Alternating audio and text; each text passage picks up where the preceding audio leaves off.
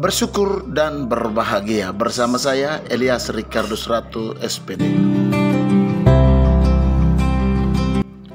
Ada seekor siput yang selalu memandang sinis kepada si katak. Suatu hari karena kehilangan kesabaran, akhirnya berkatalah si katak kepada si siput, "Tuan siput, apakah saya telah melakukan kesalahan sehingga Anda begitu membenci kepada saya?" Si siput pun menjawab, "Kalian si katak memiliki 4 kaki dan bisa melompat ke sana kemari. Akan tetapi saya harus selalu membawa cangkang yang berat ini merangkak di tanah. Saya merasa sangat tertekan karena beratnya cangkang saya ini, dan jalan saya pun begitu sangat lambatnya." Katak menjawab, "Setiap kehidupan memiliki penderitaannya masing-masing. Hanya saja kamu yang melihat kegembiraan saya saja, dan kamu tidak pernah melihat penderitaan yang saya alami. Maka janganlah selalu mengutuk keadaanmu, saudaraku. Bersyukurlah dengan keadaan yang kau miliki saat ini. Kelak kau pun akan mengerti." Lalu datanglah seekor elang besar yang terbang ke arah mereka. Siput dengan sigapnya memasukkan badannya ke dalam cangkangnya, dan katak dimangsa oleh elang. Dalam genggaman sang elang, katak berteriak minta tolong. Setelah dirasa cukup aman, si siput kemudian mendongakkan kepalanya sembari memastikan situasi sekitar apakah sudah aman. Sejak saat itu sadarlah si siput bahwasanya hidup yang dimilikinya saat ini haruslah dihargai dan tidak layak untuk terus dikeluhkan. Kisah siput dan katak telah menyadarkan saya bahwa kecenderungan melihat kekurangan dalam diri adalah kompensasi ketika kita dihadapkan dengan orang yang lebih baik kenyataannya daripada diri kita.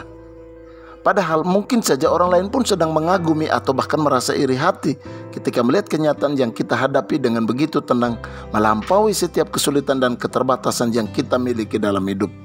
Orang seperti ini adalah orang yang positif, yang selalu melihat kelebihan di balik kekurangan ataupun keterbatasan yang dijumpai dalam kehidupan. Kita ambil ilustrasi setengah gelas berisi air. Ketika ditanya, apa yang kita lihat dari gelas? Orang negatif cenderung menyebutnya sebagai setengah gelas kosong. Baginya, kecenderungan mengedepankan kekurangan dan masalah menjadi bagian yang tidak terpisahkan. Keluhan selalu menjadi topik dalam setiap perjumpaan. Walaupun mereka memahami bahwa keluhan tidak membantu dalam bersolusi. Namun, orang positif akan cenderung berkata, ini setengah air dalam gelas. Bagi mereka potensi sekecil apapun menjadi hal yang harus dihargai. Perbincangan selalu dihantarkan pada bagaimana tentang masa depan dengan merujuk pada potensi yang mereka jumpai di sekitar mereka. Mungkinkah kita sepakat ini? Janganlah mencari ketakutanmu, melainkan carilah harapan dan mimpimu. Jangan berpikir tentang frustrasimu, namun tentang potensi yang belum terpenuhi. Perhatikanlah dirimu bukan dengan apa yang telah kamu coba dan gagal, namun dengan apa yang masih mungkin bagimu untuk melakukan sesuatu. Kata syukur dan bahagia tidak dapat dipisahkan dalam kehidupan manusia. Ada ungkapan, bukan karena bahagia manusia bersyukur, namun syukurlah yang bisa membuat manusia bahagia. Tampak bahwa ungkapan syukur mendahului dan menjadi syarat bagi sebuah pencapaian kebahagiaan.